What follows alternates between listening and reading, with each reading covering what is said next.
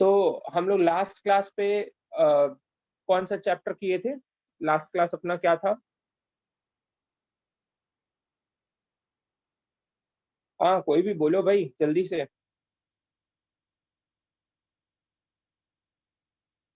Nandita, last class पे हम लोगों ने क्या पढ़ा था? ब्लैंक हो सब। सर हाँ? हमने अकाउंट्स का मैक्रो ऊपर इकोनॉमिक्स होगा। अच्छा मैक्रो इकोनॉमिक्स का नया वाला चैप्टर पढ़ा था। उसमें लास्ट में टॉपिक बचा था ओके, वो लास्ट टॉपिक मल्टीप्लायर वाला। ओके, मल्टीप्लायर अपना बचा था, है कि नहीं? चलो, तो आज हम मल्टीप्लायर को खत्म करते हैं। सो इतना हमने किया। अभी देखो, आज का हमारा टॉपिक चालू होता है फ्रॉम द टॉपिक मल्टीप्लायर, ठीक है? अब देखो, मल्टीप्लायर मैंने आपको एक सिस्टम बताया था। सीधा अगर मल्टीप्लायर बोलूं तो हम कहते हैं ना, 1 गुना 2 गुना, ठीक है? ठीक है, वही 1 गुना 2 गुना, ये इसी को कहते हैं मल्टीप्लायर। तो हम इसको लिखते हैं k is equals to delta Y upon delta I. कि भैया अगर हमने कुछ इन्वेस्टमेंट में चेंज लाया, बढ़ाया, तो उसका कितना गुना इनकम कमाया। हमने इन्वेस्टमेंट बढ़ाया तो उस बढ़ी हुई इन्वेस्टमेंट से कितना इनकम कमाया, कितना गुना इनकम कमाया। जैसे मैं बोल रहा हूँ कि अगर मान लो हम लोग पहले 100 रुपए का इन्वेस्टमेंट करते थे और हमने अपना इन्वेस्टमेंट 150 कर दिया। हमें पहले 100 रुपए के इन्वेस्ट करने से मान लो 30 रुपए कमाई होती थी। हमने जब 150 किया तो हमें मान लो हो गए 60 कमाई। तो भाई अब हमें ये चेक करना होगा कि कितना गुना जनरेट हुआ। तो हम क्या करेंगे, यहाँ पे 50 का चेंज आया है, यहाँ पे 30 का चेंज आया है, यहाँ 50, यहाँ 30। तो अब हम लोग क्या करेंगे भाई, अगर हमें ये चेक करना होगा कितना गुना, तो हम इस तरीके से कर सकते हैं ना कि 30/50। तो यहाँ से हमें इसका मल्टीप्लायर निकल जाएगा कि यार इस 50 रुपए की इनकम से 30 रुपए जब हमने कमाया तो इसका कितना टाइम्स, इसको टाइम्स में लिख दो बस। तो ये और कुछ नहीं है, ये बस इतना बोलता है कि बढ़ी हुई इन्वेस्टमेंट से आपका इनकम में कितना ग्रोथ हुआ। वो इनकम की ग्रोथ को हम लोग क्या कहते हैं, मल्टीप्लायर, जिसका फॉर्मूला बना है delta Y upon delta I. ठीक है, अच्छा। अब देखो, एक और फॉर्मूला है। एक फॉर्मूला तो हो गया, अभी हमने देखा कि k is equals to delta Y upon delta I, ठीक है? अब एक और फॉर्मूला है k is equals to 1/1 minus MPC. अब ऐसा क्यों बनाया गया है भाई? इसको 1/एमपीएस भी कह सकते हैं। अब नॉर्मल सा लॉजिक, अगर लॉजिक लगाया जाए तो मैं ये बोल रहा हूं कि भाई saving is equals to investment, and we know कि भैया MPC MPS is equals to 1 हम इसलिए बोलते हैं क्योंकि अगर हम देखें तो y divide by y ultimately आ जाता है इज इक्वल्स टू 1। यानी इनडायरेक्टली हम कह रहे हैं कि y इज 1। यानी कि हम ये कह रहे हैं कि हमारी इनकम अगर 1 रुपए है, हमने एज्यूम किया हमारी इनकम अगर 1 रुपए है, तो उसका कितना पोर्शन सेव होता है और कितना पोर्शन कंज्यूम होता है। तो नीचे अगर हमने ये एमपीएस लिख दिया, यानी हम यहाँ इनडायरेक्टली लिखना क्या चाह रहे हैं, एस इज इक्वल्स टू आई यानी इन्वेस्टमेंट, और ऊपर में देखो 1 का मतलब हमने शुरू से क्या माना है, इनकम, कि हमारा टोटल इनकम 1 होना चाहिए, ठीक है ना? तो जोड़कर 1 ही आता है एक्चुअली वो। तो टोटल इनकम को हमने सिंस रख दिया है कॉमन फैक्टर पे, ठीक है, बेस मान लिया है, तो उसको 1 ले लेते हैं कि सबका समेशन 1 यानी इनकम आता है। तो इसका लॉजिक इस तरीके से डिराइव हुआ है। तो अगर हम इन दोनों को इक्वेट करें, delta Y upon delta I is equals to 1/1 minus MPC या 1/एमपीएस, तो ये 3 फॉर्मूला एक साथ हो गए, इन सब का मतलब होता है मल्टीप्लायर के, याद रखना। और अब जो हमारे सम होंगे उसमें ये तीनों फॉर्मूला का साइमल्टेनियस यूज किया जाएगा। कोई एक फॉर्मूला कभी भी उठकर आ जाएगा तो आपको ये सॉरी, इधर पे एमपीसी, इनमें से तीनों फॉर्मूला को आपको याद रखना है के लिए, और तीनों का लॉजिक आपके दिमाग में होना चाहिए, और पुट करेंगे और हमारे सारे क्वेश्चन का आंसर आ जाएगा। ठीक है, तो इस पे जुड़े हम एक काम करते हैं, 2-4 क्वेश्चन कर लेते हैं जो आपके बुक में है, और फिर उसके बाद ये चैप्टर को वाइंड अप करेंगे। ठीक है, एक सेकंड। चलो, तो आप लोग इस चैप्टर का न्यूमेरिकल्स निकालो, मैं आपको बताता हूँ पेज नंबर, आप उसके हिसाब से करना। इनकम मल्टीप्लायर का हम निकालते हैं, सब लोग निकालो पेज नंबर, पहला हम लोग करते हैं। चलो एग्जाम्पल नंबर, एक सेकंड चलो ना, स्टार्टिंग से देख लेते हैं इसको। हाँ, पेज नंबर 8.1415 दोनों में है। ठीक है, 1415। ठीक है, 8.1415 का है ये पेज नंबर मेरे बुक के अकॉर्डिंग। ठीक है, आपका जो भी अपग्रेड हुआ होगा आजू बाजू होगा थोड़ा बहुत। अच्छा, एक चीज सुनना, एक सिंपल सा क्वेश्चन दे रहा है आपसे, फिर पूछ रहा है कि मल्टीप्लायर बता दो। देखो क्वेश्चन ये बोल रहा है आपसे कि क्वेश्चन में लिखा है MPC 0.75 है, जल्दी से बताओ मल्टीप्लायर कितना आएगा।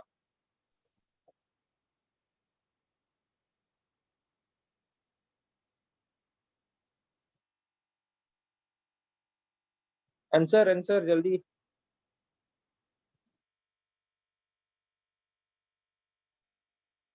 Sir 4। Of course 4। Formula 1/1 minus MPC 1/1 minus 0.75 is equals to 1/0.25 divide करो 4 times.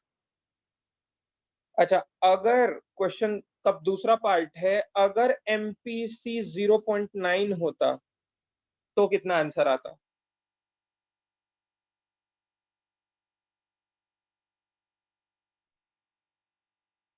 Hundred.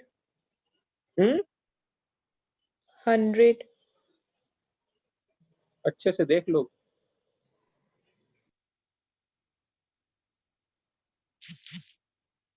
Sir 10। Of course 10 आता। 1/1 minus MPC is equals to 1/1 minus 0.9 is equals to 1/0.10 10 times।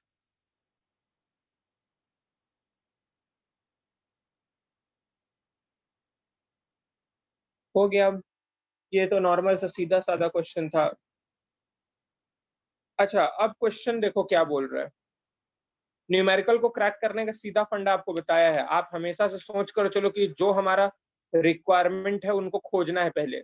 जो चीज नहीं खोजा जा रहा है, जो नहीं मिल रहा है, वही खोजना होगा पक्का क्वेश्चन का रिक्वायरमेंट में। ठीक है, तो उससे आप सारे मिसिंग कंपोनेंट को समझ लोगे अगर किसी भी नाम से दिया होगा तो।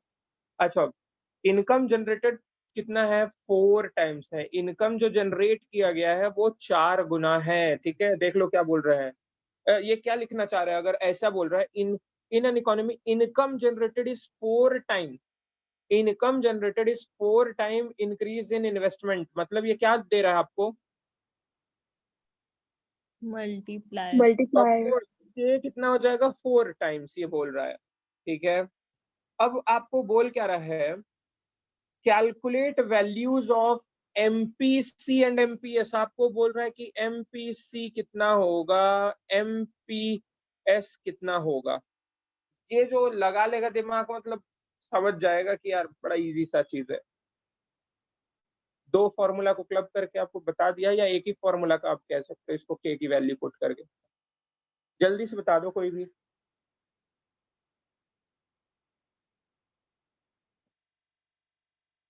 Sir four MPC 0.75। कितना आया है? MPC 0.75। Very good. और MPS कितना आ जाएगा? 0.2। 1 माइनस कर देंगे। हाँ, 25। ठीक है, तो भाई ये कैसे आया? नॉर्मल सा बात है यार, क्रॉस मल्टीप्लाई करो ना यार, दोनों की अब वैल्यू है, क्रॉस मल्टीप्लाई करो and you are going to get the answer. बस अब इसमें क्या बताऊं।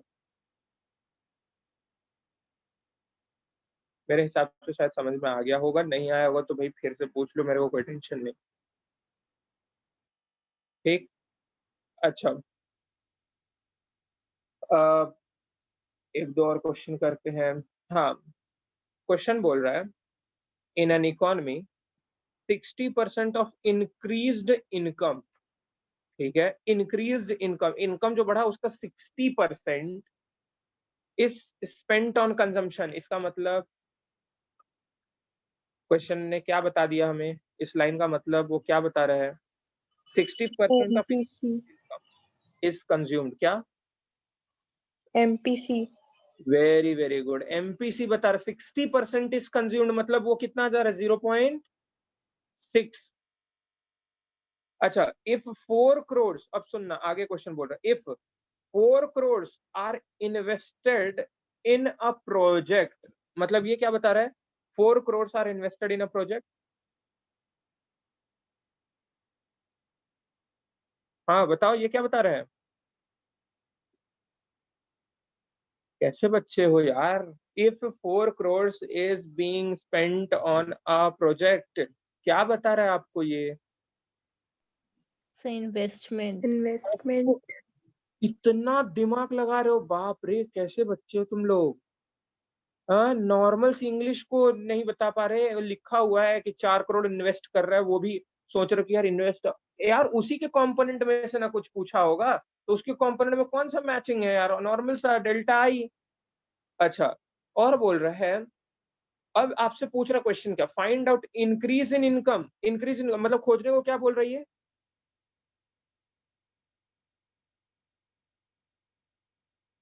क्या लड़के हैं ये, कैसे बच्चे, Delta Y.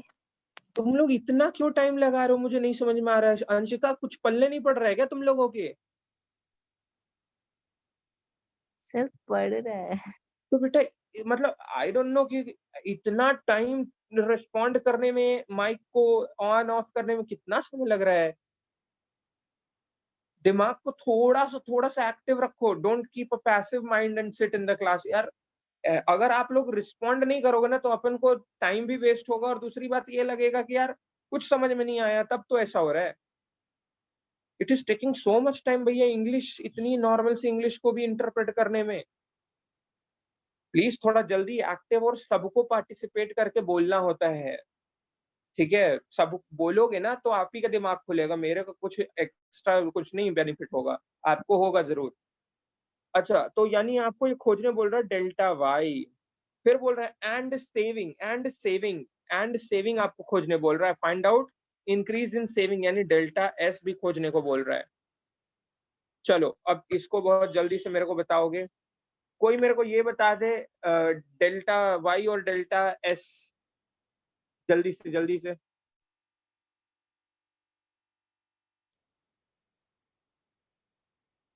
एक तो आपके सामने लिखा हुआ है उसका आंसर,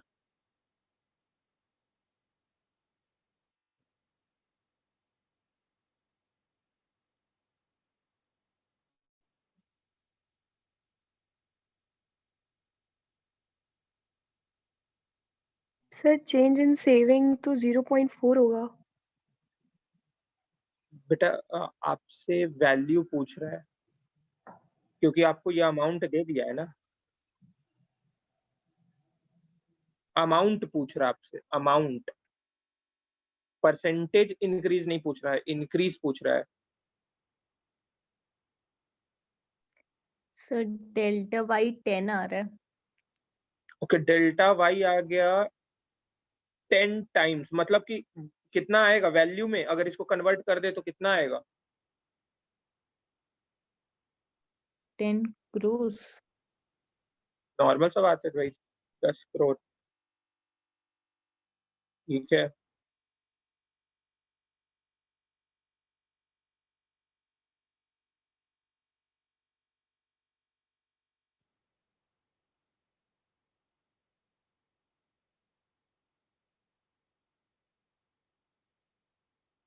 सेविंग कितना आएगा भाई,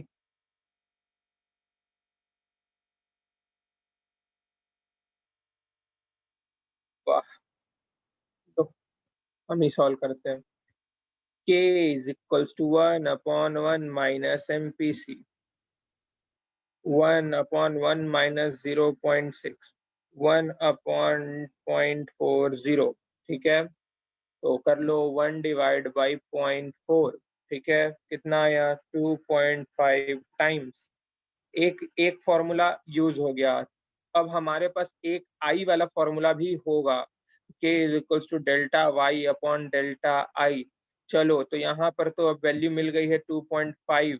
y को खोजना है, i तो दिया है, i को नीचे रखो, y को खोजना चालू करो, इनटू करो भाई, 2.5 into 4 crores is equals to delta Y. तो भैया delta Y is equals to कितना आ जाएगा, इंटू 2.5 करके देखो 10 crores आया। चलो उसके बाद आते हैं डेल्टा एस। बेटा अगर आपका कॉमन सेंस होगा तो आप बहुत अच्छे से आंसर देते।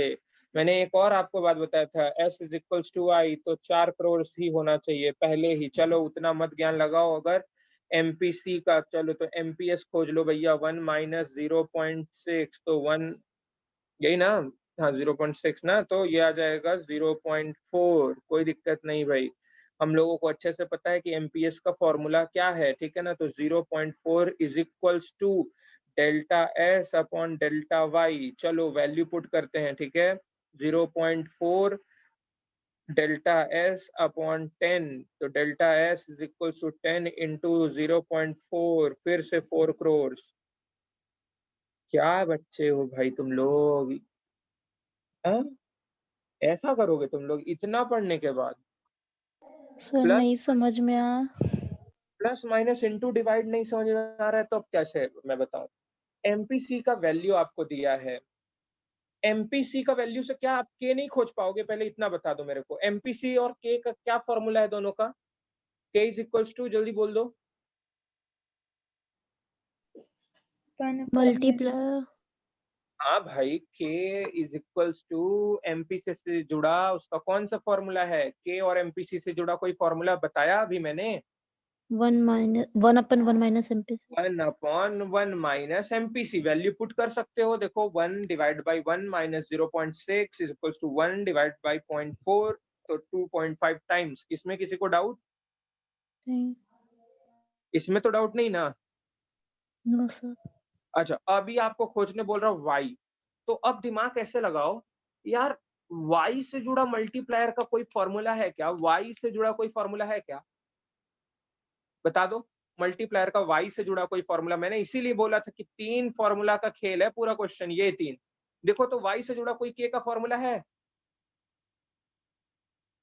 क्या फॉर्मूला है? K is equals to delta Y upon delta I. तो भाई पुट करो ना, कोई टेंशन नहीं। देखो यहाँ पे डेल्टा वाई है ना, पुट कर दो वैल्यू, क्योंकि हमारा ये देखो के तो आ गया है, डेल्टा आई तो क्वेश्चन में दिया ही था, क्रॉस मल्टीप्लाई करो तो डेल्टा वाई आ जाएगा। और एमपीएस की वैल्यू निकाल लो, 0.4 आया क्योंकि एमपीसी था 0.6। वैल्यू पुट कर दो एमपीएस के फॉर्मूला में, आ गया 4 करोड़। ये बस उसी को समझ में आएगा बेटा, सुन लेना। आप लोग का सबसे बड़ा बेवकूफी क्या होता है, you all don't want to revise at home. आप चाहते हो कि भाई एग्जाम आएगा उससे पहले हम रिवाइज करेंगे, क्वेश्चन सॉल्व हो जाएगा, हम एग्जाम दे देंगे। बेटा मैंने आप लोगों को बोला है, जिस दिन मैं क्लास नहीं लेता हूँ उस दिन आपका ये रेस्पॉन्सिबिलिटी है कि आपको एक बार गलती से किताब खोल लेना है और 5 मिनट के लिए देख लेना है, बस। बहुत नहीं याद करना है। 5 मिनट आप देखोगे ना बेटा, आप लोगों को लगता है यार देखने से क्या हो जाएगा, पेज पलटने से थोड़ी याद हो जाता है। बेटा मैं आपको बोल रहा हूँ, ये keep faith on my words. मैं आपको एक बात बता देता हूँ, आप रोज सिर्फ पेज पलट कर देख लो 1-1 मिनट। अगर आपको 60% चीजें उस पलटे हुए पेज की ना याद हो जाए तो कहना आप। जो बच्चों को रटने की प्रॉब्लम होती है ना, वो बच्चों को मैं एकदम सिंपल ट्रिक बता रहा हूँ। आप हर दिन 1 मिनट एक पेज को देखो, बस हर पेज पर 1 मिनट अपना लगा लो। साल भर में 365 बार जब आप देखोगे ना, मैं लिख के देता हूँ कि 60% चीज आपके दिमाग में वो पेज छप जाएंगे, 40% चीज आप एफर्ट डाल दिए तो वो भी आ जाएगा, नहीं तो 60% तो रिटेन हो जाएगा। ऐसा रहेगा कि यार कोई पूछेगा ना तो आपके दिमाग में वो पेज खुलना चालू हो जाएगा। I give the assurance of this, ये पक्का होगा आपके साथ, पक्का होगा, मैं लिख के दे देता हूँ ये बात, लेकिन ये उसी को होगा जो कम से कम इतना एफर्ट उठाए कि 1 मिनट पेज देखे। ठीक है, डायरेक्ट क्लास में आओगे, ब्लैंक रहोगे, फॉर्मूला आपके दिमाग में घूमेगा ही नहीं। मेरे को आंसर कैसे, मेरे को तो क्वेश्चन देखकर यही समझ में आ जाता है यार कहाँ पर कैसे है, क्योंकि दिमाग में सारे फॉर्मूला स्टोर्ड हैं, किसका कहाँ पे क्रॉस कनेक्शन बन रहा है वो तुरंत आ जाता है। फॉर्मूला जब नहीं याद होते तो हमारा इमेजिनेशन रुक जाता है, बस यही दिक्कत है। इसलिए फॉर्मूला कड़क दिमाग में होना चाहिए, क्वेश्चन कुछ भी बोले पहले फॉर्मूला दिमाग में, फॉर्मूला रटा नहीं जाता। मैंने इसीलिए हमेशा फॉर्मूला को लिखने से पहले मैं लॉजिक समझा देता हूँ, वैसा क्यों बनाया है फॉर्मूला को, ताकि आप इमेजिन कर पाओ ज्यादा। चलो मैं कोशिश करूंगा कि ये क्वेश्चन का रिस्पांस थोड़ा जल्दी आएगा और सब दे सकते हैं। प्लीज माइक को ऑन रखना और जल्दी से बता देना जिसके दिमाग में आए कि क्या है क्वेश्चन। देखो है, in an economy actual level of income is 500 crore। क्या दिया है क्वेश्चन में? Actual level of income.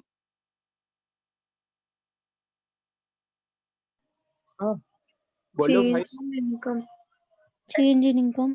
बेटा, एक्चुअल सर लेवल इनकम की हुई है वाई।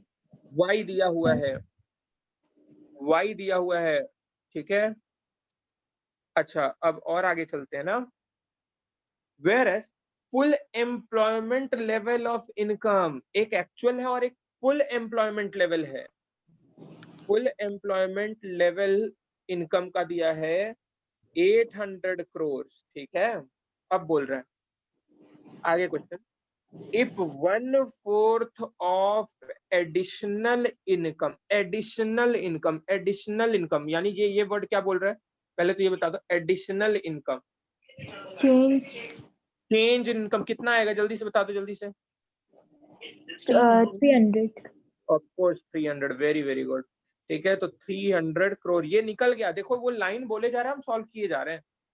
अच्छा 1/4 of additional income is saved, 1/4 of additional income, additional income है 300 crore, 25 crores. सेव्ड। अच्छा इसका दूसरा वर्जन क्या होगा, ये क्या बताना चाहता हूँ आपको? सेविंग्स हमारी change in savings MPS delta S हाँ सर हमारा कितना दिया है? 75 करोड़ 1/4 75 हाँ वही 75 crore, ठीक है बेटा। अगर जब आपको ये लाइन भी दे रहा है ना 1/4 को अगर परसेंटेज में करोगे तो 0.25 क्या हो गया है? एमपीएस। आप दिमाग लगा सकते हो, देख लो, मेरे हिसाब से यही होना चाहिए। 1/4 इज सेव्ड मतलब कि बढ़ी हुई इनकम का 1/4 यानी 25% यानी 0.5 एमपीएस हो जाएगा। समझ में आया क्या बोला? 1/4 सेव्ड हो रहा है तो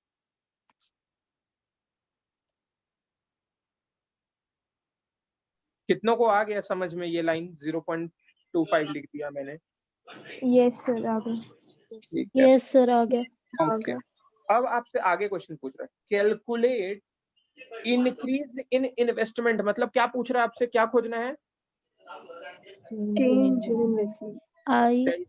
डेल्टा Delta आई I. खोजना है, ठीक है। और पूछ रहा है हाँ डेल्टा आई खोजना to achieve full employment level of income. हमें डेल्टा आई खोजना है बेटा। अब हमारे पास दिमाग में होना चाहिए यार डेल्टा आई आता कैसे है। तो हमारे दिमाग में आया कि यार डेल्टा आई से जुड़ा एक फॉर्मूला है, k is equals to delta Y upon delta I. अब हम लोग ये सोचेंगे, देखो हम ये फॉर्मूला लगाने जा रहे थे, सुनना, हम यही फॉर्मूला लगाने जा रहे थे क्योंकि हम सर मैंने तो बोला है कि जो खोजना है उससे जुड़ा फॉर्मूला या इमेजिन करो। आपके दिमाग में ये आया, आप वैल्यू पुट करने गए, आप वैल्यू पुट करने गए तो आपको y का वैल्यू पता है 300, आपको ना मल्टीप्लायर पता है और ना डेल्टा आई पता है, आपको ये दोनों ही नहीं पता। तो क्या ये फॉर्मूला अभी यूज हो पाएगा क्या? No, अभी sir. तो नहीं हो पाएगा। तो अब हम क्या करें, किसी एक को तो खोजा जा सकता होगा। तो हमें याद आया कि k से जुड़ा एक और फॉर्मूला 1/1 माइनस एमपीसी, या कई लोग कह देते 1/एमपीएस, बात वही है। और 1/एमपीएस की वैल्यू दिया है 0.25। तो ये कितना आ जाएगा, जल्दी से बता दो भाई। 4 4 टाइम, is तो भाई 300. हाँ 4 टाइम्स। अब इस फॉर्मूला में वैल्यू पुट करते, 4 is equals to 300 upon delta I. तो भाई जल्दी से बता दो, delta I is equals to कितना हो जाएगा, 300 डिवाइड बाई 4, जल्दी से। 75 crores. नॉर्मल सा बात हो गया, 75 करोड़। मेरे हिसाब से शायद समझ में आया हो, नहीं आया तो फिर पूछ लो, मेरे को कोई दिक्कत नहीं है। सच तुम लोगों को अगर मैं इमेजिन करने का एक शॉर्टेस्ट ट्रिक बताऊं तो आप यहाँ भी देख सकते हो, delta S is equal to delta I. देखो अगर कुछ नहीं खोजना चाहो तो शॉर्टेस्ट, अगर एमसीक्यू में आ जाए तो ट्रिक क्या है, एस इज इक्वल टू आई का अप्रोच लगाकर झट से 75 करोड़ आपके दिमाग में आ जाना चाहिए। क्रॉस वेरीफाई हो गया, एस और आई दोनों बराबर बराबर, आंसर सही। आप कैसे भी दिमाग लगा सकते हो, लेकिन वो शॉर्ट ट्रिक आप लॉन्ग मेथड के लिए नहीं यूज कर सकते, ठीक है, वो एमसीक्यू के लिए क्विक मेथड। तो इसमें किसी को प्रॉब्लम हुआ तो पूछ लो भाई जल्दी से, डोंट हेजिटेट, मेरे को कोई दिक्कत नहीं है। हाँ सर यहाँ पे क्वेश्चन में है full employment level of income, तो सर वो क्या होता है, मतलब बेसिकली? बेटा वो मैंने आप लोगों को क्या बताया, वो ना आपको 20 तरीके की लैंग्वेज देगा, आपको उस 20 तरीके की लैंग्वेज में अपने मतलब की चीजों में कन्वर्ट करके उन चीजों को स्टोर कर लेना है। यानी कि अब मैंने तो मल्टीप्लायर से फुल एम्प्लॉयमेंट एक्चुअल एम्प्लॉयमेंट कुछ पढ़ा ही नहीं है, तो आपको 2 इनकम दे रहा है, मतलब वो इनडायरेक्टली आपको y1 y2 देकर चेंज इन इनकम खोजने का मोहलत दे रहा है।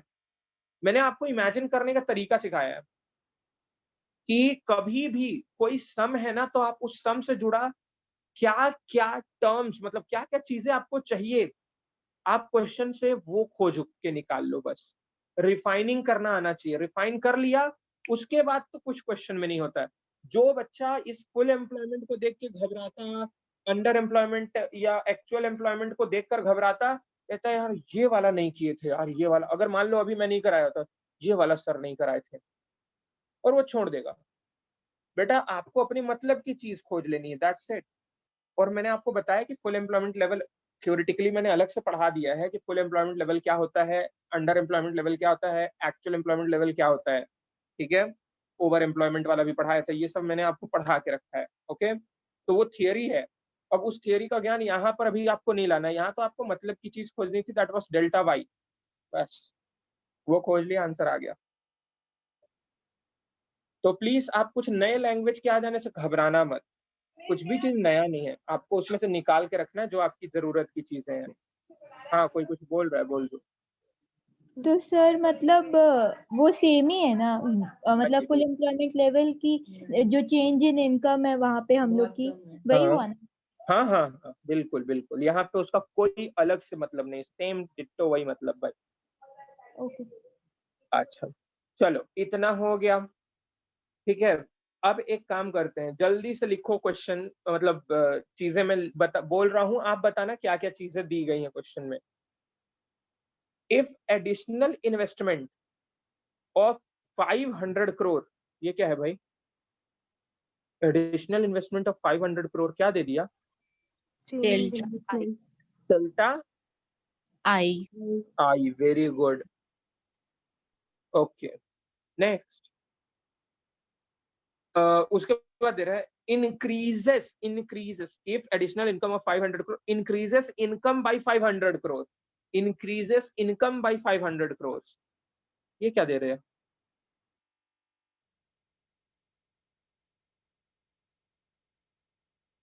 ये क्या दिया, increases income by 500 crore. Sir delta Y. Very good, delta Y. अब ये मत बोल देना सर दोनों कैसे बराबर हो सकता है, अरे यार भाई ऐसा कुछ नहीं है, कंसेप्ट के नहीं हो सकता बराबर, कोई चीज क्या एक का डबल नहीं हो सकता, 500 से 500 नहीं कमाया जा सकता, कमाया जा सकता है यार, नॉर्मल सी लॉजिक बात है क्या। अच्छा अब आपसे एक और बात बोल रहा है, अच्छा नहीं आप ना इसको रहने दो, अच्छा चलो इसको ठीक है फिर भी करते हैं। अब ये बोल रहा है क्या, लेकिन नहीं ये राउंड वाला है, राउंड वाले को रहने दो, ठीक है ना, ये राउंड वाले को रहने दो क्योंकि ये आपका पार्ट का है नहीं, अभी मैं आपको इसको समझाने के लिए मेरे को अच्छा खासा वो मल्टीप्लायर का फॉर्मूला लगाना पड़ेगा पूरा। इसको राउंड्स में निकाला जाता है, ठीक है, टेबल बना के। तो वो राउंड्स को अभी रहने देते हैं हम, इसको इग्नोर करो ये क्वेश्चन को, ठीक है। ये राउंड्स पे जुड़ा क्वेश्चन है, ऐसा क्वेश्चन आपके लिए है नहीं, फिर भी ये सब सिलेबस होने के बाद जो एडिशनल चीजें होती है वो थोड़ी थोड़ी चीजें मैं बता दूंगा, ठीक है। अच्छा क्वेश्चन सुनना, दूसरा क्वेश्चन करते हैं। ये बोल रहा है in an economy with every increase in income, with every increase in income 10% of rise in income is saved। ये लो लाइन सोचो अच्छे से, बोल रहा है in an economy with every increase in income 10% of rise in income is saved। क्या बता दिया आपको? सर जितना भी चेंज इन इनकम है तो जो वो चेंज है उसका 10% सेव हो रहा है, मतलब क्या बता एमपीएस। वेरी वेरी गुड, ये बता रहा है आपको एमपीएस कितना आ जाएगा बेटा। एमपीएस 10% यानी 0.10। मेरे हिसाब से समझ में आ गया।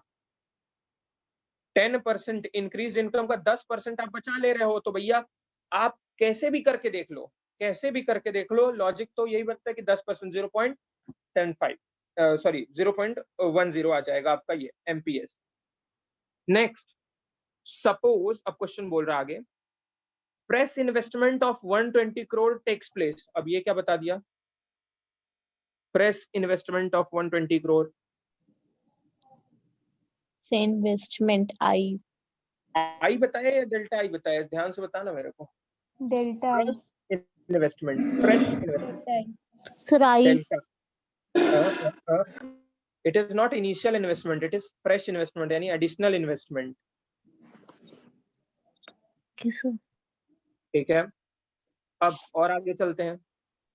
आपसे बोल रहे कैलकुलेट चेंज इन इनकम, यानी आपको डेल्टा वाई खोजने बोल रहा है, और आपको बोल रहे हैं change in consumption delta C भी खोजो। जल्दी से लॉजिक लगाओ भाई, एमपीएस दिया है, सबसे पहले खोज लो के 1/एमपीएस। जल्दी से बता दो कितना आ जाएगा के, जल्दी जल्दी जल्दी। 10 कितना आएगा?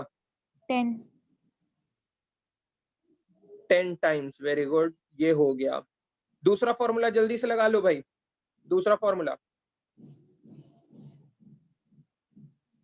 10 के का दूसरा formula delta Y upon delta I. जल्दी से बताओ। यहाँ 10 रखो, यहाँ 120 रखो, और यहाँ डेल्टा वाई रखो, 1200 कितना आ जाएगा? 1200। वेरी गुड, 1200 करोड़, ठीक है। दो फॉर्मूला से काम हो गया। जल्दी से डेल्टा सी बता दो। डेल्टा सी खोजने का 2-3 तरीका है यहाँ पर, बहुत तरीके हैं यहाँ पर।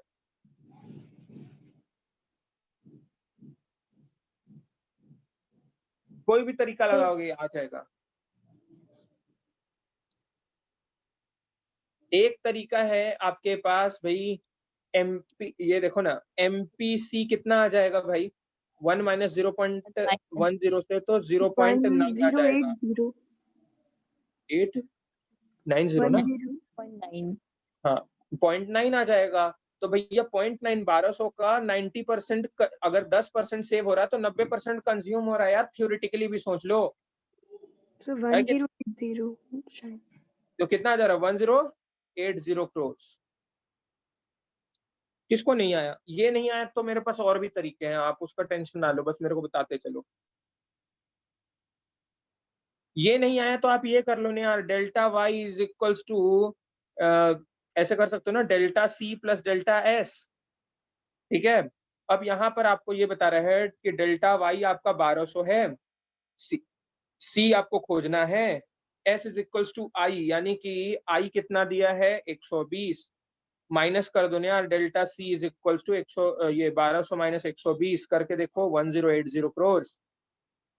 और कहोगे तो और फॉर्मूला बता दूंगा, मेरे को कोई तकलीफ नहीं है, ये 3-4 तरीके से आ जाएगा, इसका कोई दिक्कत ही नहीं है। तो आज के लिए मैं इतना ही करा रहा हूँ, बाकी क्वेश्चंस आप अपने से कर लेना। बस एक क्वेश्चन मत करना इसमें से अभी, राउंड वाला, उस पे दिया होगा in first round second round, बस उसको छोड़ देना, बाकी सब कर लेना, ठीक है। राउंड्स वाला भी आप रहने दो। With this we ended up with this chapter determination multiplier, ठीक है। तो अभी न्यूमेरिकल आप लोग करोगे ना, अपने से करोगे, समय लगेगा, आप सोचोगे, इमेजिन करोगे, कुछ फॉर्मूला दिमाग में बैठेगा तो आंसर आना चालू होगा। अगली क्लास डिस्कस करना ज्यादा बेटर होगा, ठीक है। अच्छा, अब चैप्टर नंबर 9 भी इसी चैप्टर से जुड़ा कनेक्शन वाला है, कोई अलग नया चैप्टर नहीं है। चैप्टर का नाम है excess demand and deficient demand. हम लोगों ने पहले ही पढ़ लिया डिमांड। अब एक्सेस और डेफिशिएंट होने का क्या मतलब भैया? मैंने आपको 2 वर्ड बताया था, एक्सेस डिमांड और डेफिसिट डिमांड। एक्सेस डिमांड और डेफिसिट डिमांड 2 नाम से मैंने आपको सिखा दिया था इसका डायग्राम। किसी को याद है?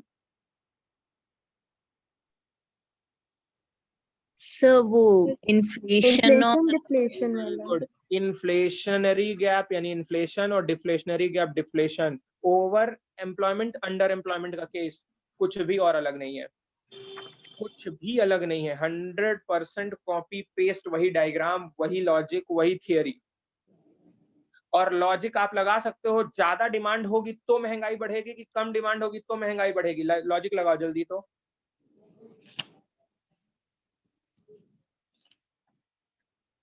महंगाई कब बढ़ती है? सर डिमांड जब ज्यादा होगी। सब चिल्लाए मेरे को दो, मेरे को दो, मेरे को दो, तो तुम बोलोगे कि हम उसी को देंगे जो ज्यादा पैसा देगा। नॉर्मल सा लॉजिक है यार। बी वेरी प्रूडेंट इनफ भैया। आप ऐसे सोच कर देखो ना, एकदम एक लेमैन लैंग्वेज। महंगाई तो तब आती जब सबको चाहिए ही होता है और चीजें कम होती हैं। जब चीजें बहुत होंगी तो भैया कोई पूछता ही नहीं है, तो महंगा करके ही क्या कर लोगे, कोई लेगा ही नहीं आपका सामान। तो इसीलिए याद रखना, जब बहुत ज्यादा एक्सेस डिमांड हो जाती है बेटा, तो एक उसी एक्सेस डिमांड को कवर अप करने के लिए फॉर्मूला बनाया जाता है। ये मतलब हमारा ये डायग्राम, इन्फ्लेशन आता है, इन्फ्लेशनरी गैप आता है, और just vice versa deficient demand के केस में डिफ्लेशन आता है, डिफ्लेशनरी गैप आता है। उन दोनों का डायग्राम आप देख लेना, दोनों का सिचुएशन आप देख लेना, ठीक है। कि फुल एम्प्लॉयमेंट लेवल से ज्यादा अगर डिमांड आ जाए और फुल एम्प्लॉयमेंट से कम डिमांड आ जाए तो उसी को कहते हैं इन्फ्लेशनरी डिफ्लेशनरी गैप। आपसे अब क्वेश्चन, बहुत इंपॉर्टेंट क्वेश्चन, 4 नंबर यहाँ से कहीं नहीं जाएगा। आना है मतलब आना है, ठीक है, आना ही है, ठीक है। अब देखो क्या रीजन फॉर एक्सेस डिमांड, ये लो, एक सिंपल सा अगर कोई लॉजिक लगाएगा ना तो भी समझ में आ जाएगा। क्यों रीजन, क्या रीजन होगा एक्सेस डिमांड का, जल्दी से बता दो तो। सर जब कम प्रोडक्ट होगा, मतलब जिस चीज की डिमांड है वो अगर सुनो कम सुनो होगा। सुनो सुनो, कम प्रोडक्ट होगा तो जरूरी है क्या कि डिमांड ज्यादा होगा? अच्छा, एक्सेस डिमांड के लिए। हाँ, मैं ये बोल रहा हूँ डिमांड, ऐसे सोचो, अभी छोड़ दो, एक्सेस डिमांड छोड़ दो, मैं ये बोल रहा हूँ भैया, डिमांड लोग क्यों करेंगे ज्यादा और कब करेंगे ज्यादा, ऐसे सोचो ना। नीड्स फुलफिल करने के लिए, जब और फिर जब नीड्स हो।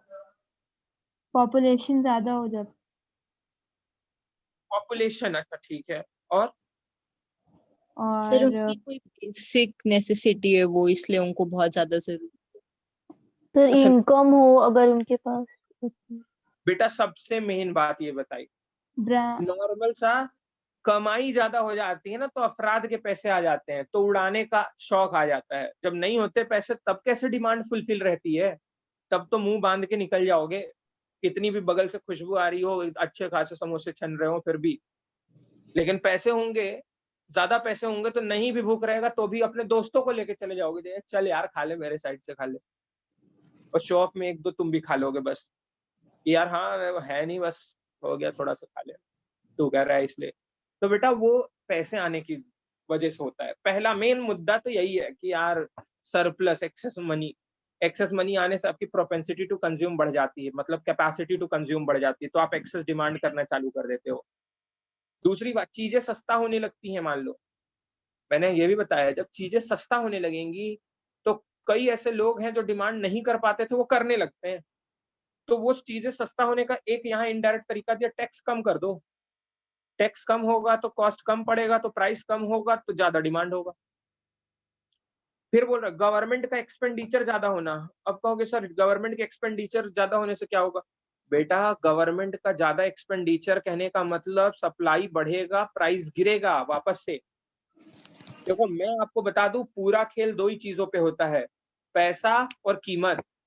याद रखना, आपकी कमाई और कीमत का खेल है पूरी इकोनॉमिक्स, पूरे इकोनॉमिक्स, क्योंकि एक जगह कमाई के बारे में पढ़ रहे हैं और एक जगह कीमत के बारे में पढ़ रहे थे, और माइक्रो मैक्रो इंटरडिपेंडेंस भी पढ़े हैं कि माइक्रो मैक्रो पे, मैक्रो माइक्रो पे भी डिपेंडेंट होते हैं। बेटा पूरा अगर इकोनॉमिक्स में अगर आपसे कोई पूछे ना कि पढ़ने वाली, जानने वाली, समझने वाली, फेर बदल करने वाली चीजें क्या है, तो आप बस बोलना दुनिया में इकोनॉमिक्स को चलाने की दो चीज होती है, पहला कमाई और दूसरा कीमत, ठीक है, यानी कि इनकम एंड प्राइस, यही खेल है पूरा इकोनॉमिक्स का। तो इनडायरेक्टली सब कुछ इसी का फंडा में है। अब वो कैसे कनेक्टिविटी देता है, कैसे राइटर लिखता है, कैसे लोग सोचते हैं, वो बात की बात है, ठीक है। फिर बोला इंक्रीज इन इन्वेस्टमेंट। अब कहोगे सर ये कैसे? इंक्रीज इन इन्वेस्टमेंट कहने का मतलब भैया ज्यादा प्रोडक्शन, ज्यादा सप्लाई, कम प्राइस, वापस से।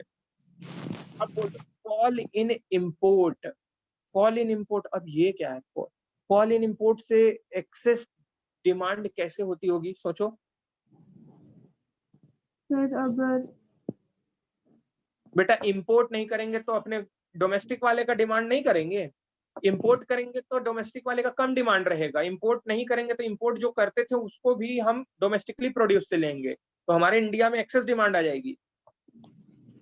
Next, rise in export. अब कहोगे सर एक्सपोर्ट के बढ़ने से कैसे डिमांड बढ़ जाती होगी, ये कैसे? तो बहुत प्रोडक्ट जाएगा तो फिर जब फॉरेन मार्केट में एक्सपोज होगा तो ऑफ कोर्स वहाँ के लोगों को अगर पसंद आएगा तो डिमांड बढ़ेगी। Of course. और दूसरी बात मैं आपको ये भी बात बता दूं, एक्सपोर्ट तब होता है जब चीजें सस्ता होती हैं। कोई भी इंसान कब खरीदता होगा? वो लोग भी जब चीजें सस्ता मिलती हैं, और चीजें सस्ता होने का मतलब एक्सेस डिमांड तो होगा ही होगा, ठीक है, ये बात को याद रखना। नेक्स्ट है डेफिसिट फाइनेंसिंग। बेटा इसको भी रख जो, जब वो बैलेंस ऑफ पेमेंट पढ़ाएंगे ना उससे जुड़ा ये कंसेप्ट है तब, ठीक है, बैलेंस डेफिसिट वो बताएंगे कैसे बनता है उसके बाद। अच्छा, इम्पैक्ट ऑफ एक्सेस डिमांड। बेटा इसको आप थोड़ा सा अपने से पढ़ लेना, ठीक है, कि एक्सेस डिमांड होगा तो क्या होगा। नॉर्मल सी बात है भैया, अब थोड़ा सा कॉमन सेंस लगा के तुम पढ़ना। अच्छा अब ध्यान से सुनना बेटा, क्या सर पूरा आएगा एग्जाम में? ऐसा कुछ पूरा नहीं आता। आप दो डायग्राम को रट लो, क्योंकि दो डायग्राम तीन जगह आए हैं, दो डायग्राम तीन जगह आ चुके हैं, तीन अलग अलग कंसेप्ट से। एक कहाँ पर आ गया भैया? एक डायग्राम आ गया इस चैप्टर में, इसके पहले चैप्टर और उसके पहले चैप्टर, तीन जगह पर यही डायग्राम, सेम डायग्राम आए। तो किसी एक जगह से तो इतना भी खराब नहीं होगा टॉपिक कि नहीं फंसेगा, मतलब कहीं ना कहीं से किसी ना किसी नाम से सेम डायग्राम तो फंसना है। तो दो ही डायग्राम है, दो को रटना बनता है आपको, कम से कम 4 और मैक्सिमम तो 10 नंबर तक दिलाएगा ये डायग्राम। रीजन बीइंग, क्योंकि मनी एंड बैंकिंग में जो हमने पढ़ा है इन्फ्लेशन डिफ्लेशन, वहां से भी क्वेश्चन अगर जोड़ा तो उसका डायग्राम, मतलब इसका डायग्राम और उसकी थ्योरी मिलाकर फिर क्वेश्चन दे देंगे। तो मिनिमम 4 नंबर तो देगा एग्जाम में, और मैक्सिमम 10 नंबर तक दे सकता है, ठीक है। अच्छा ये सब आप दोनों डायग्राम आप पढ़ लेना, ठीक है। अब उसके बाद मैं आप लोगों को बताता हूँ, इधर पे आओ, measures to control excess and deficient demand. बेटा अब ध्यान से सुनना, आप लोग आओ डायरेक्ट इसके बगल वाले पेज में, page number 9.7, measures to correct excess demand का एक चार्ट बना होगा, जल्दी से देखो। सबको मिला वो चार्ट? Yes sir. ओके, मैंने आप लोगों को लॉजिक बताया था, इन्फ्लेशन आ जाता है तो एक लाइन में बताओ मेरे को आंसर, क्या करें? आरबीआई क्या करेगा? इन्फ्लेशन आ जाता है तो कुछ तो बढ़ा जितने सारा कुछ क्या करेगा? बढ़ा देगा, बढ़ा देगा। डिफ्लेशन में सारा कुछ घटा देगा। घटा देगा। ये लाइन मत भूलना बेटा, ये लाइन देखो, 2 लाइन है और 6 नंबर है, 2 लाइन और 6 नंबर, तो इस लाइन की वैल्यू तो समझ ही रहे हो। अब सुनना, measure to correct excess demand, मतलब कि एक्सेस डिमांड, यानी ऐसे समझो ना, एक्सेस डिमांड लोग कब करते होंगे? वापस से बोलो, एक्सेस डिमांड लोग कब करते होंगे? जब लोगों के पास इनकम ज्यादा बहुत ज्यादा पैसा होता होगा, तो उसको कम करने के लिए हमको उनके पास से पैसा लेना होगा। तो कोई ऐसा तरीका लगाओ जिससे उनके तक या तो पैसा जाए ही ना, या गया हो तो आ जाए। दोनों तरीका समझो, एक उनके पास जाए ही ना, और दूसरा तरीका उनके पास जो है वो भी आ जाए।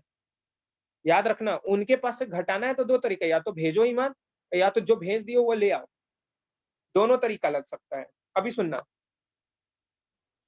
अब इसको ना दो पार्ट में डिवाइड किया और एग्जाम में आपसे क्वेश्चन पूछ देता, what are the physical measures या physical policy of government to control inflation या एक्सेस डिमांड या इन्फ्लेशनरी गैप या ओवर एम्प्लॉयमेंट। किसी भी नाम से पूछेगा, हमसे पूछ तो वही बात रहा है, डायग्राम तो वही बनेगा और उसके बाद का सॉल्यूशन में ये तरीके बताना है, ये सॉल्यूशंस हैं।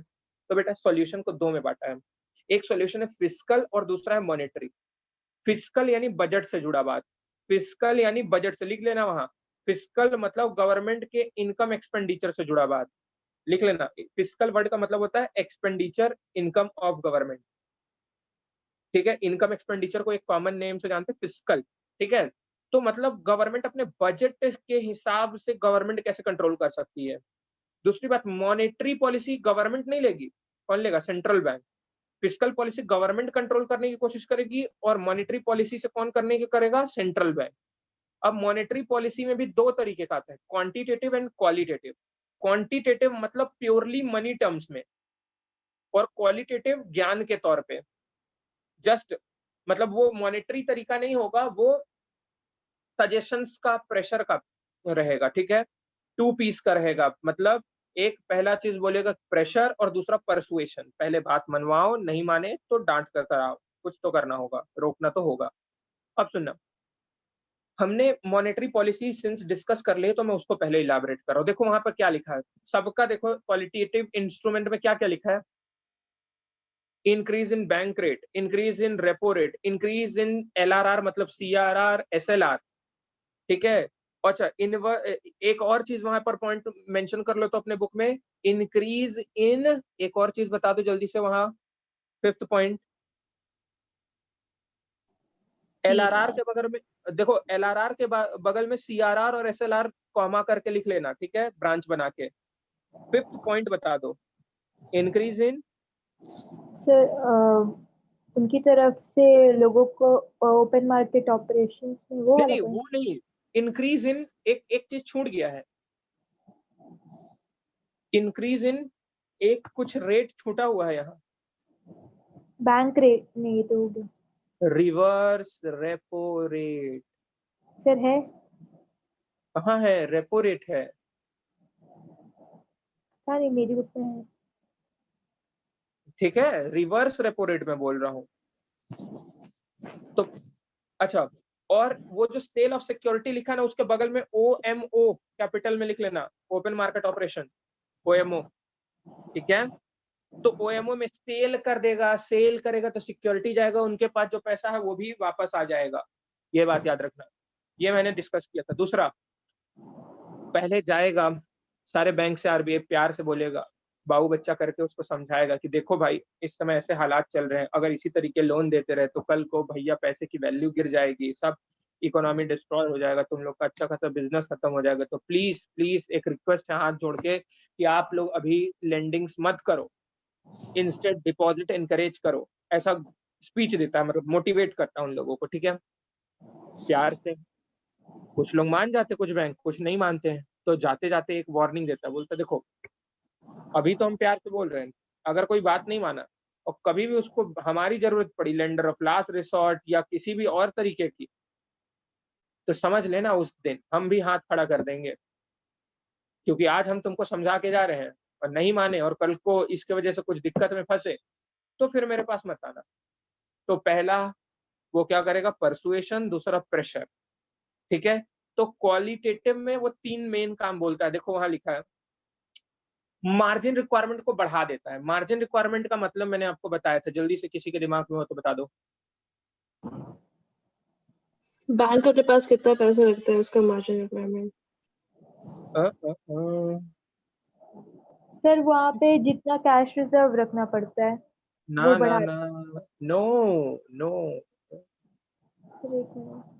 अपर्णा थोड़ा सा वहाँ बता पे दी, लेकिन उसके बाद अधूरा वो था। सर ये CRR से रिलेटेड वाला था। नहीं नहीं बेटा, ये क्वालिटेटिव बात पूछ रहा हूँ मैं, क्वालिटेटिव।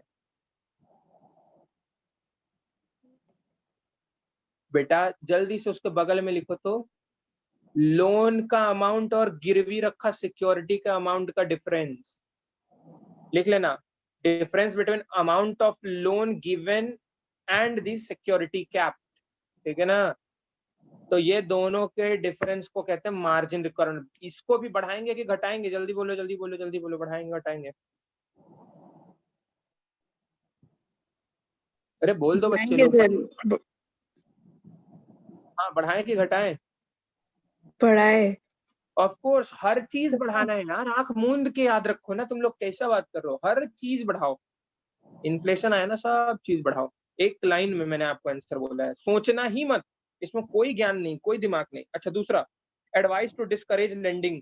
बाबू अच्छा हाथ जोड़कर कहेगा कि प्लीज लेंडिंग्स मत करो यार, टेंशन आ जाएगा बाद में, ठीक है पैसे। तीसरी बात, इसको क्रेडिट रेशनिंग जो लिखा है ना, वहां पर एसएससी लिखा है ना, selective credit control, selective credit control, selective credit control. वो कुछ एरिया जहां पर बहुत नीड है पैसे की, अर्जेंट शॉर्टेज है फंड की, बस उसी एरिया में लेंडिंग करो। सेलेक्टेड लोगों को सेलेक्टेड एरिया में सेलेक्टेड काम के लिए पैसा दो, सबको नहीं।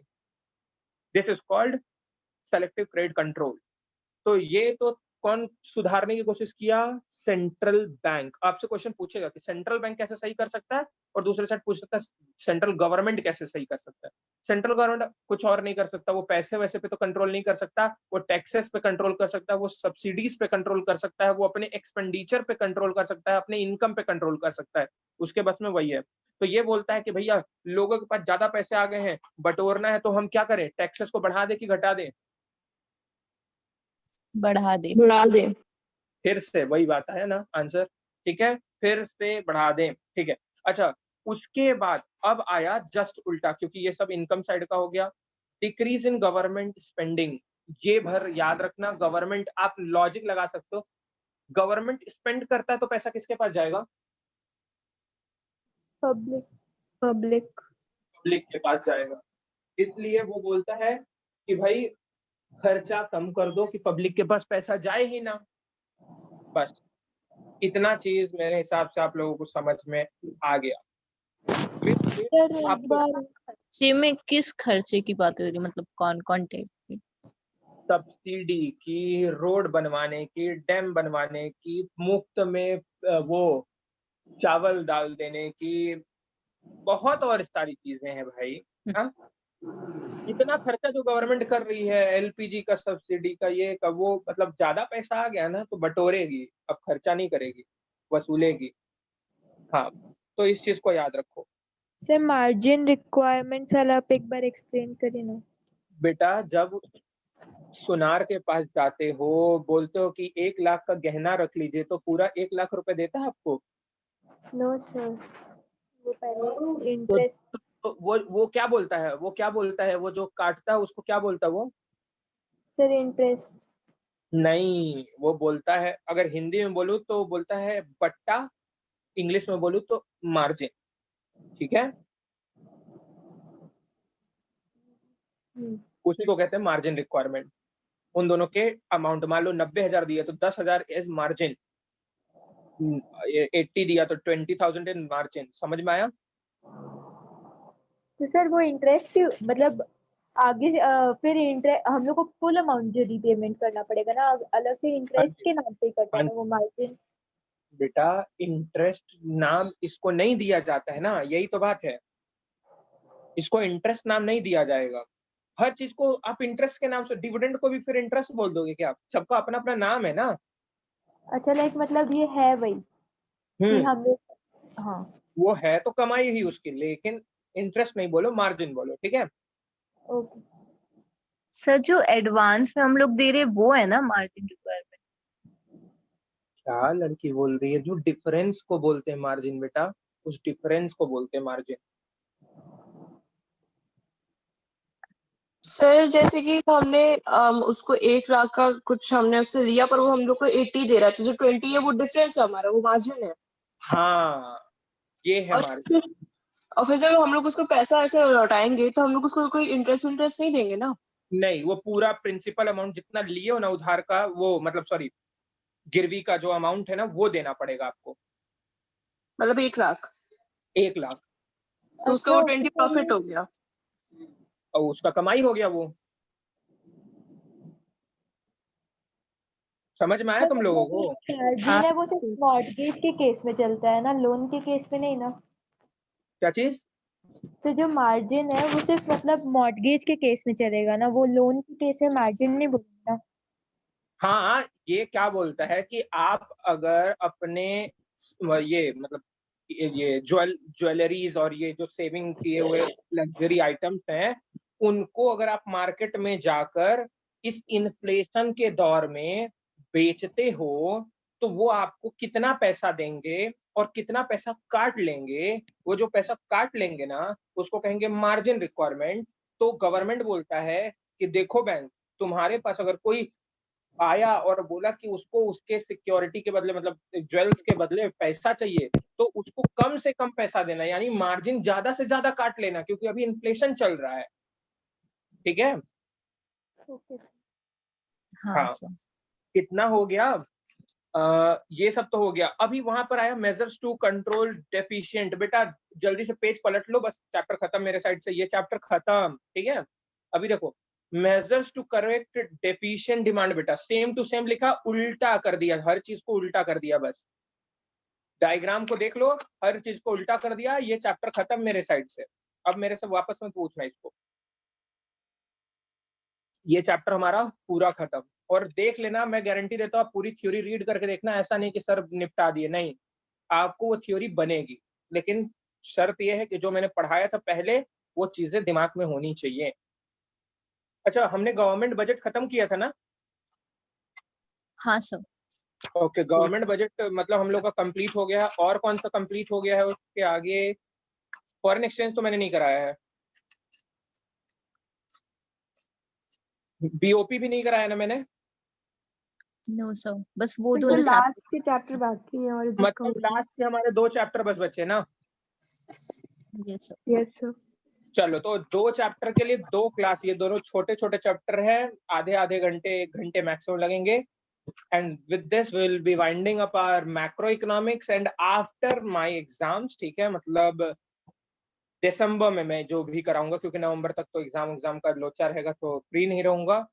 दिसंबर में मैं आप लोगों का इस चीज को आप प्लीज रेडी रखना, तब तक ये बुक खत्म हो चुकी रहेगी। तो आप लोगों का मैं इंडियन इकोनॉमी करा दूंगा। और इंडियन इकोनॉमी आप टेंशन ही मत लो, उसको ना देखो, मैं ना इंडियन इकोनॉमी को ज्यादा फोकस होकर अभी क्यों नहीं पढ़ाता हूँ। मैं कितना भी पढ़ा लूँ, वो थियोरी है जिसको आप एग्जाम के पहले ही रटने वाले हो। तो एग्जाम से पहले ही उसके छोटे छोटे आपको मैं ट्रिक बता दूंगा, पॉइंट नोट करवा दूंगा, रटने का तरीका बता दूंगा, चार्ट बनवा दूंगा, आपके दिमाग में बैठा दूंगा, वो वाइंड अप। ठीक है? बस, तो हमारा ये हो गया। हमारा बिजनेस में बस एक चैप्टर बचा है ना, कंज्यूमर वो प्रोटेक्शन। हाँ, जल्दी से Yes. Please respond. Yes sir, सिर्फ वही चैप्टर। सिर्फ वही चैप्टर बचा। चलो, तो अपना बस वो चैप्टर बचा, उसमें मतलब बिजनेस भी खत्म, इकोनॉमिक्स का ये वाला मेन वाला खत्म, तो वो खत्म हो ही जाना है। अकाउंट्स का पार्ट सी का मैंने सारा थियरी आप लोगों को जो सर ने बोला था वो करा दिया है। तो मेरे प्रोस्पेक्ट का मतलब 75% चीजें खत्म है, 25% चीजें पेंडिंग है, that I will be finishing. Okay, चलो, तो अब दी लेने वाली है क्लास अभी। Yes sir. ओके, तो मैं thank you sir. Okay. Sir हाँ, सर मतलब अभी आपके एग्जाम्स से पहले कितनी क्लासेस बची है, मतलब अराउंड कितनी हो जाएंगी? नेक्स्ट क्लास होगी? मेरा मतलब ये बस 2 क्लास में इस महीने का भी जो मेरा बच्चा है ना, अगला 2 क्लास मैं ही लूंगा और वो मैं खत्म कर दूंगा। उसके बाद मैं आपका दिसंबर में लूंगा, क्योंकि मेरा एग्जाम 22 नवंबर से 28 नवंबर है। ठीक है? Okay sir. अंशिका, एक काम करना, वो जो रिकॉर्डिंग है ना, उसको पॉज कर दो और सेव कर देना। Okay sir.